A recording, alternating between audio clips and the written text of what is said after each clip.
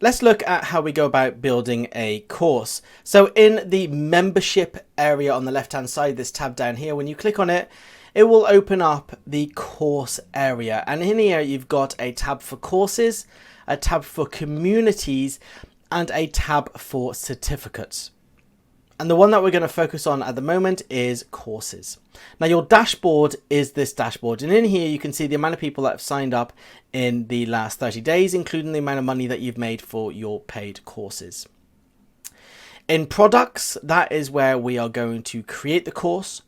Offers is where we set an offer, a pricing point, and the sign up portal in order to access the products. And then we got analytics just here.